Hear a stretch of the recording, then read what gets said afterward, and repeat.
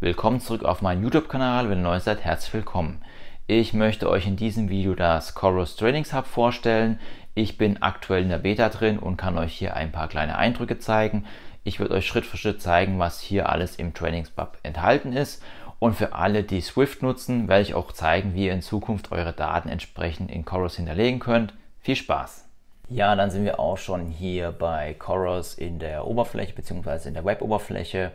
Und wir sehen jetzt hier oben gibt es dann eine neue Seite, training.coros.com, und da könnt ihr euch dann entsprechend einloggen, wenn ihr dann einen Beta-Zugang habt, beziehungsweise wenn das Ganze dann für alle freigeschaltet wird.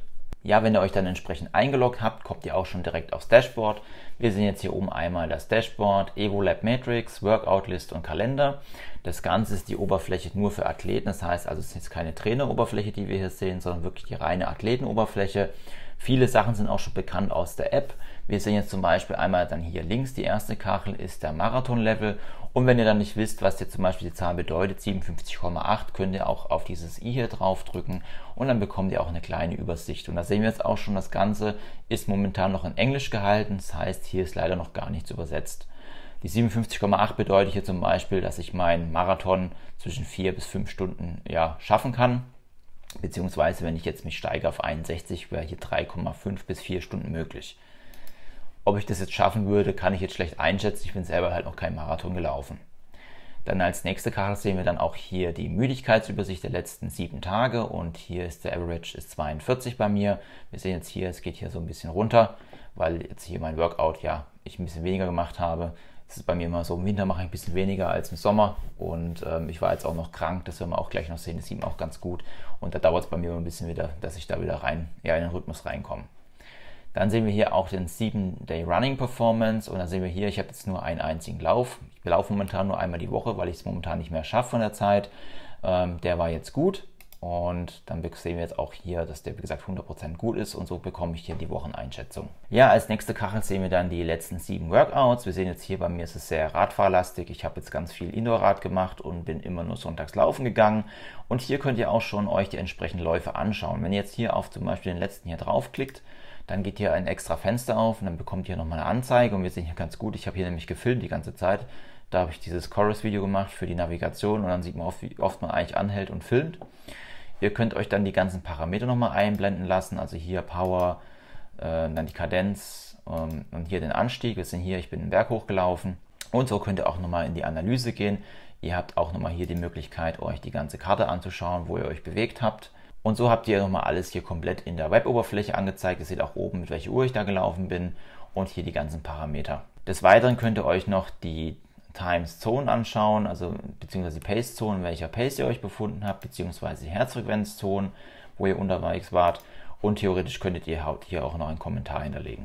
Dann die nächste Kachel ist eine direkte Übersicht, wie euer aktueller Müdigkeitszustand ist. Bei mir ist jetzt Today 37 und wird als okay, schlechter als okay eingestuft. Und das heißt also, ich muss hier ein bisschen mehr machen. Hier gibt es auch wieder eine Übersicht, wie das Ganze funktioniert. Wir haben hier einen 7-Tage-Müdigkeitstrend und da wird nochmal beschrieben von 0 bis 19 bzw. 80 bis 100 geht das Ganze. Wenn ihr jetzt natürlich bei 80 und 100 seid, dann bewegt ihr euch natürlich weit über dem, was ihr machen sollt. Ich bin jetzt hier bei 37, das heißt also hier, ich sollte langsam ein bisschen was anfangen, weil wenn ich weiter runterfalle, verliere ich ein bisschen an Fitness. Das heißt also, man bewegt sich immer so zwischen 40 und 79.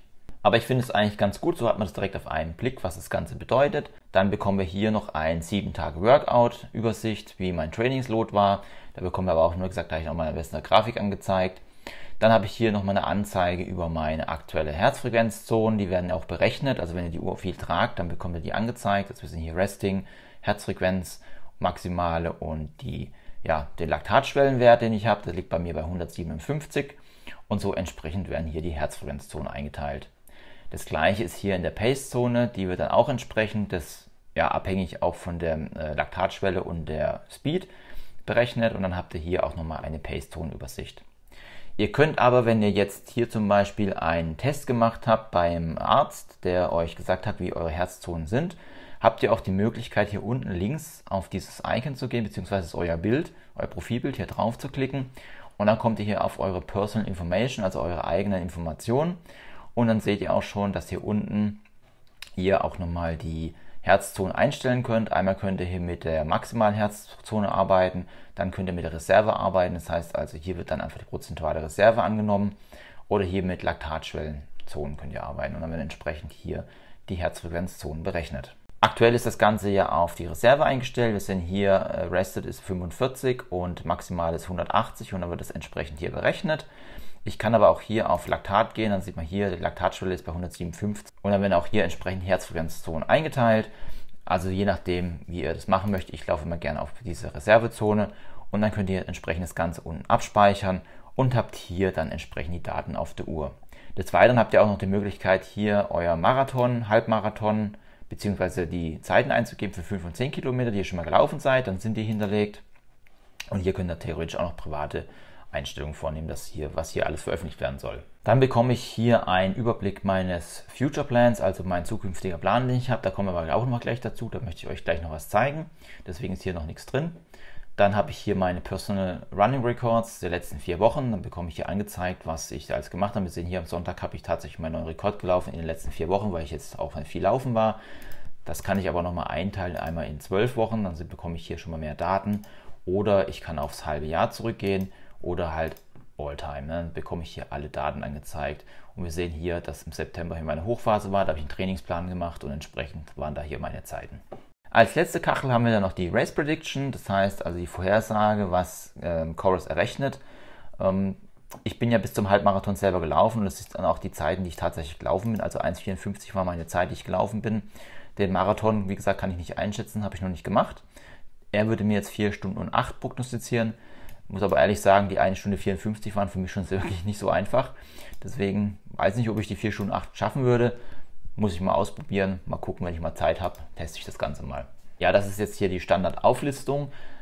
Ich kann hier theoretisch auch hier auf diesen Pfeil drauf gehen und dann geht hier so ein Fenster auf. Und dann kann ich mir auch das Feld hier komplett selber einstellen. Wenn ich jetzt zum Beispiel jetzt nicht den Future Plan haben will, kann ich den auch entsprechend rausschmeißen. Gehe ich hier einfach aufs Minus, dann ist er weg. Oder kann wieder hinzufügen. Dann taucht er wieder auf. Oder ich kann auch sagen, ich möchte das Ganze hier ein bisschen anders einteilen. Ich möchte zum Beispiel hier meinen Müdigkeitsstandard möchte ich hier oben haben, neben Marathon. Und dann kann ich hier mir das Ganze einteilen, so wie ich das haben möchte, wie das für mich selber ja am besten geeignet ist. Dann kommen wir auch schon zum nächsten Reiter und zwar das sind die Evolab Metrics.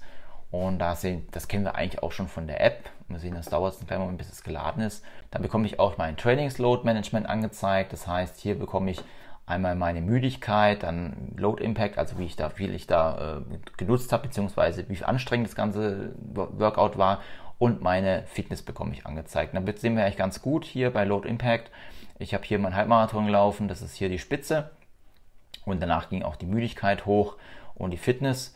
Aber durch meine Krankheit, die ich dann hatte, ich war erstmal krank, wurde geimpft, hat es dazu geführt, dass ich kaum bis gar keinen Sport mehr gemacht habe. Das kann man hier eigentlich ganz gut erkennen, weil hier entsprechend die Werte rapide runtergehen und ich dann hier nach und nach erst sukzessive wieder angefangen habe zu trainieren und mich jetzt so langsam nach und nach auch wieder steigere. Dann sehe ich hier eine Training Summary der letzten 4 Wochen. Da sehen wir jetzt hier die Distanz, die Zeit und den Load, den ich hier geladen habe, also Trainingsload. Und das Ganze könnt ihr auch nochmal einteilen in Laufen, Fahrradfahren, Schwimmen und Krafttraining. Ich mache momentan nur Laufen und Bike. Und einmal haben wir das Run, das sehen wir hier. Ich bin jetzt in den letzten 4 Wochen 18,9 Kilometer gelaufen und das waren 2 Stunden 30. Trainingsload war 391, meine durchschnittliche Herzfrequenz und die Average Pace, wobei die hier bei mir relativ niedrig ist jetzt momentan. Ich habe wahrscheinlich durch das Filmen, hier habe ich mir das ein bisschen versaut, den Wert. Aber ja, das ist eigentlich ja nur eine Zahl, wenn man weiß, was selber läuft, dann weiß man es auch.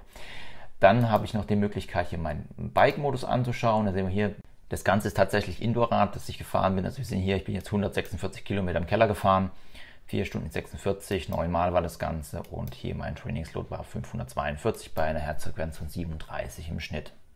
Dann bekomme ich hier nochmal Workout-Data angezeigt, da kann ich mir nochmal anschauen, wie sich das ganze Zeitraum sich eingeteilt hat mit Distanz und Zeit und Trainingsload. Und dann sehen wir auch ganz gut, ich hatte hier einen Trainingsplan laufen, da sieht man hier, dass die Komplettierungsrate hier bei 59,4% lag.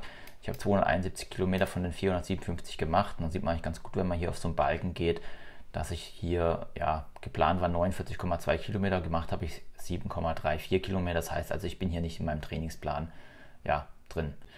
Dann gibt es hier noch ein Marathon-Level, also wir erinnern uns, auf der ersten Seite war ja eine Zahl gestanden und dann sehen wir hier ganz gut, dass hier mein Marathon-Level bzw. die Running Performance hier runtergegangen ist, auch wieder hier diese Krankheitsphase, und dass diese langsam jetzt wieder ansteigt, nachdem ich jetzt wieder angefangen habe zu laufen und hier auch meine Sportaktivitäten gesteigert habe.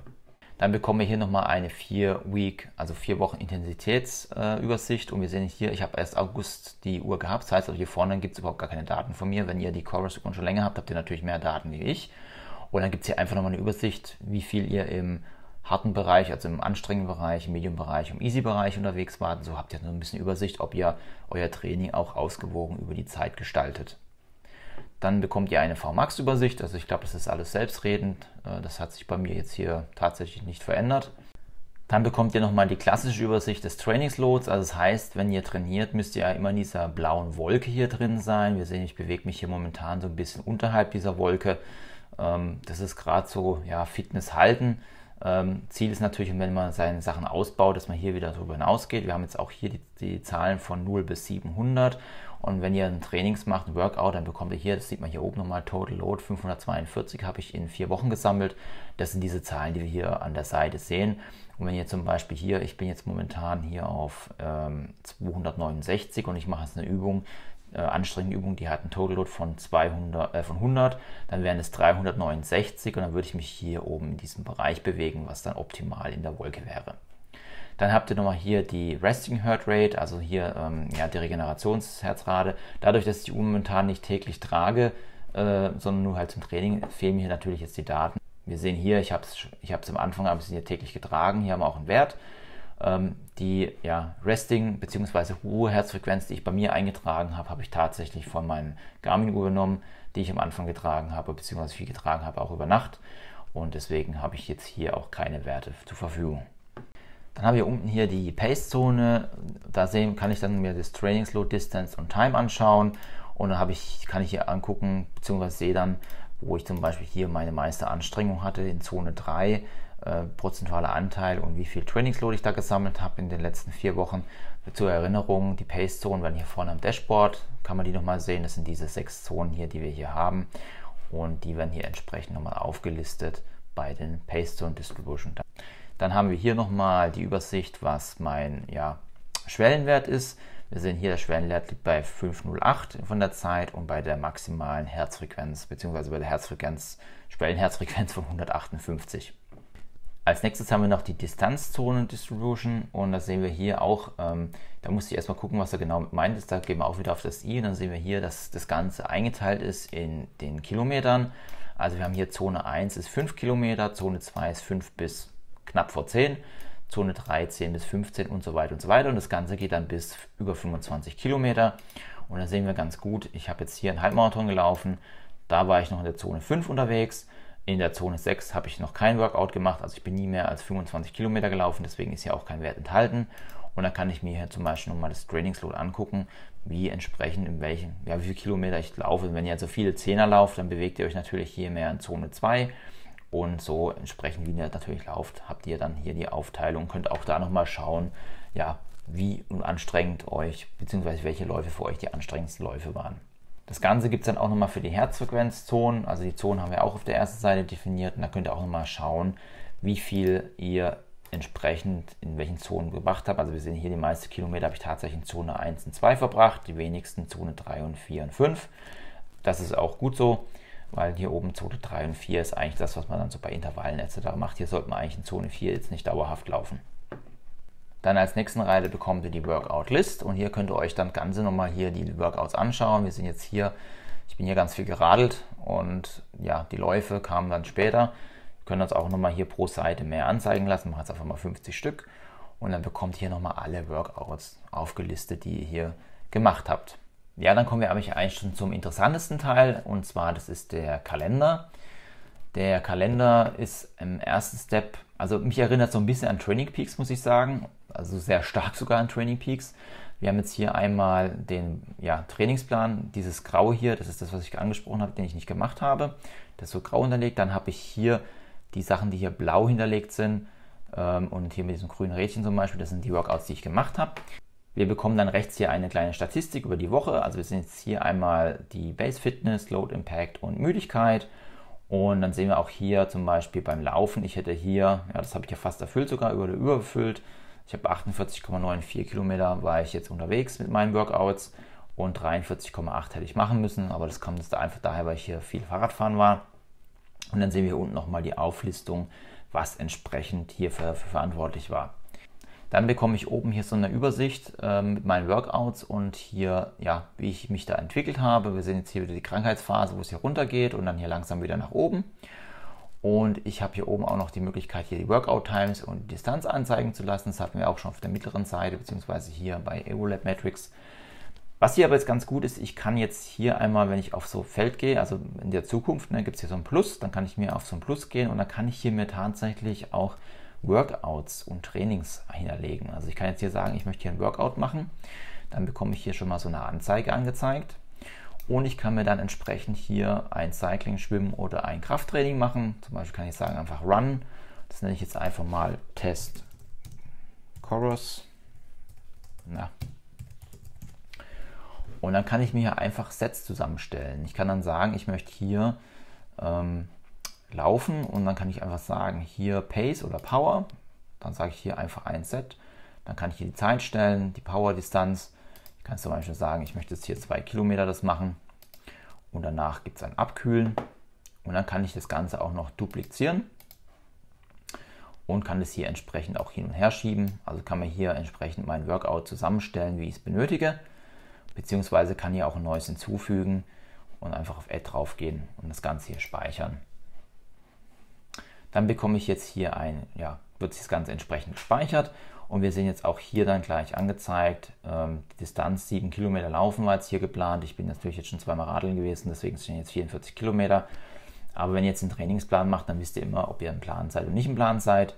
Und so könnt ihr jetzt hier euren Trainingsplan planen. Also das Gute ist aber, wenn ihr mal das Workout durchgeführt habt, müsst ihr nicht jedes Mal hier das neu erstellen. Ihr könnt dann auch hier rechts auf Workouts gehen, dann seht ihr hier, das sind alle meine Workouts, die ich jetzt schon mal erfolgreich durchgeführt habe. Und dann könnt ihr zum Beispiel auch das entsprechend hier reinziehen per Drag and Drop. Und dann bekommt ihr das hier oben Edit angezeigt und dann ist das auch schon hier hinterlegt. Und wenn ihr dann noch was anpassen wollt, könnt ihr da auch nochmal reingehen, auch den Namen abändern und hier auch entsprechend nochmal euer Workout anpassen. Zudem habt ihr noch die Möglichkeit, auch Trainingspläne zu nutzen. Also Chorus bietet selber eigene Trainingspläne an. Also ich bin jetzt hier auf mobile.chorus.com Plans und dann sehen wir hier auch schon, hier gibt es verschiedenste Trainingspläne. Die sind halt wirklich auch alle auf Englisch gehalten, aber wir sehen hier sind nur einige. Und es gibt tatsächlich auch, wenn ihr ein bisschen weiter runter scrollt, von Stride Trainingspläne, also hier einmal für 10 Kilometer, der Halbmarathon und Marathon. Ein einziges Problem gibt es aktuell, das blende ich jetzt einfach mal ein, und zwar ihr müsst das Ganze hier, wenn ihr das haben wollt, könnt ihr es noch nicht direkt hier in diesen Plan einfügen, beziehungsweise ich habe jetzt nichts gefunden, dass es geht. Wenn ihr zum Beispiel so einen Stride Halbmarathon-Plan braucht, geht ihr einfach auf Get It Now und dann müsst ihr das Ganze über eure App einscannen, da kommt jetzt hier gleich ein QR-Code, also ihr könnt euch erst nochmal die ganzen Sachen anschauen, wie das Ganze hier aufgebaut ist, und wenn ihr ganz runter scrollt, gibt es hier einen QR-Code und dann könnt ihr es entsprechend hier einloggen bzw. in Chorus hinterlegen und dann habt ihr das auch in der Datenbank. Also ich hoffe, dass das noch dann geändert wird. Wie gesagt, das ist ja auch alles erst eine Beta-Phase. Da kann immer noch was sein, dass da Änderungen passieren, beziehungsweise wenn jetzt Fehler auftauchen, dass diese dann später im Release nicht stattfinden. Wenn dann entsprechend hier ein Trainingsplan hinterlegt ist, ich habe hier zum Beispiel jetzt hier den Competitive 10 Kilometer, der geht 12 Wochen, hat 4 bis 6 Workouts, dann könnt ihr den auch entsprechend einfügen und das machen wir jetzt einfach mal. Wir gucken jetzt einfach, ihr schaut jetzt einfach mal hier oben, da ist momentan alles leer, also ihr könnt hier eine Plan, kriegt ihr hier auch eine Fortschreibung. Das ist momentan, this week ist hier der aktuelle Stand, wo wir uns befinden. Und wenn ich jetzt den Plan hier reinziehe, ich mache es jetzt auf Montag, den 13., dann sehen wir auch schon, dass hier die Workouts eingefügt werden. Und dann sehen wir jetzt auch hier, dass, ja, der fängt halt langsam an, der steigert sich langsam und hier hinten raus wird dann entsprechend das Ganze verbessert. Das ist natürlich jetzt ein Trainingsplan, der jetzt nicht so reinhaut für meinen aktuellen Stand. Wir können jetzt einfach auch hier aber auf View Plan gehen, dann kann ich hier reingehen in den Plan, kann mir den auch nochmal hier genau anschauen und dann sehe ich hier nochmal die ganzen Workouts. Ich kann aber hier oben dann auch sagen Exit the Training Plan und dann kann ich hier entsprechend komplett den Trainingsplan beenden und schon ist er beendet. Jetzt bekommt ihr natürlich hier bei der Übersicht Completed hier ein Completed angezeigt. Dabei habe ich ihn abgebrochen. Jetzt können wir aber auch nochmal den anderen reinmachen. Das ist der 12 Week Run Speed. Den setze ich jetzt einfach mal hier rein auf den Sonntag. Und dann sehen wir auch hier, der ist schon anders ausgelegt und entsprechend sehe ich hier die Weiterentwicklung. Das könnte fast sogar ein bisschen zu heftig sein für den Anfang jetzt wieder. Aber hier sehen wir dann, hier ist meine potenzielle Entwicklung und dann sehen wir auch, wie sich dann entsprechend mein Fitnessstand weiterentwickelt. Das Ganze kommt auch einem ziemlich bekannt vor, was Trainingspeaks angeht. Das funktioniert ja ähnlich. Da wird dann auch entsprechend eine Prognose angezeigt. Ihr könnt dann auch hier Workouts hinterlegen, wie ich das gerade gemacht habe, auch mit Zielpace und mit Zeitlaufen oder mit Leistungslaufen und bekommt hier eine Übersicht. Bloß, dass ich hier aktueller Stand nichts extra dafür bezahlen muss, sondern das Ganze bei der Uhr dabei ist. Und das ist für mich doch schon wirklich ein starkes Ding. Da es ja auch noch einen Trainingsmodus oder einen Trainermodus geben soll, der dann entsprechend dann hier auch die Athleten verwaltet. Und es ist wie gesagt das gleiche Konzept, was wir aus Training Peaks kennen. Ja, was jetzt auch nun möglich ist, ist tatsächlich Import von Aktivitäten. Das finde ich auch wirklich sehr gut. Gerade wenn jetzt wie ich zum Beispiel Swift nutzt, dann möchtet ihr vielleicht auch alle Daten drin haben. Ich habe momentan hier einfach nur das Indoor-Bike drin. Das sehen wir jetzt hier, das ist die Indoor-Aktivität, die ich gemacht habe. Die kommt aber jetzt nur direkt von der Uhr. Da wurde zwar der Kicker Core bzw. Kicker Snap habe ich die Daten abgerufen, aber ich habe jetzt hier keine GPS-Daten da oder keine Trittfrequenz, weil meine Trittfrequenz hier nur ein Sensor unterstützt. Dann geht es ganz einfach, ihr könnt hier zum Beispiel in Swift hineingehen und dann könnt ihr hier in eine der Aktivitäten hineingehen und dann gibt es hier oben ein Rädchen und dann könnt ihr euch entsprechend das Fit-File herunterladen. Das machen wir jetzt einfach mal, wir laden es herunter. Und wenn wir jetzt hier ins Trainings Hub wieder hineingehen, können wir einfach auf Import gehen. Dann sehen wir auch schon, was wir alles importieren können. Also sehen wir jetzt hier Wandern, Trailrun, Indoor Run und so weiter. Und auch Pool Swim, wobei hier steht Garmin Only und Multisports auch Garmin Only. Und jetzt kann ich hier auf Select File gehen und dann kann ich hier, ich habe es jetzt zweimal runtergeladen, kann ich hier entsprechendes auswählen und einmal auswählen und dann entsprechend das Ganze uploaden. Und dann wird es jetzt ja auch entsprechend abgeloadet, dann dauert es einen kleinen Moment. Ja, dann ist das Ganze auch schon completed und das sehen jetzt hier, ich habe jetzt versehentlich den 7. und nicht den 10. hochgeladen. Dann bekommen wir hier jetzt gleich Situation, also hier war ich auch entsprechend mit in Swift unterwegs und dann sehen wir hier, wenn wir auf Bike gehen und hier uns die Einheiten anschauen, bekomme ich dann hier jetzt auch rechts GPS-Daten und alle Daten, die dann entsprechend in Swift aufgenommen worden sind, also Power, Kadenz, Elevation, Heart Rate, also wir sehen hier, ich bin auch einen Berg gefahren und so habt ihr nun auch alle Swift-Daten in Chorus hinterlegt, beziehungsweise ihr könnt auch entsprechend Daten nachladen, das ging ja am Anfang nicht. Und das ist entsprechend hier jetzt auch im Training Hub möglich. Ja, mein Eindruck ist doch wirklich sehr gut für den Anfang. Also ich bin wirklich sehr begeistert. Ich bin so generell begeistert, was Chorus angeht und den Updates. Also jetzt gab es das Karten-Update, dazu habe ich auch mal ein Video gemacht. Dann haben wir jetzt hier dieses Evolab. Das hatten ja schon viele bemängelt, dass es hier keine Web-Oberfläche gibt, sondern alles nur über die App. Ich finde es wirklich hier sehr gut gelöst.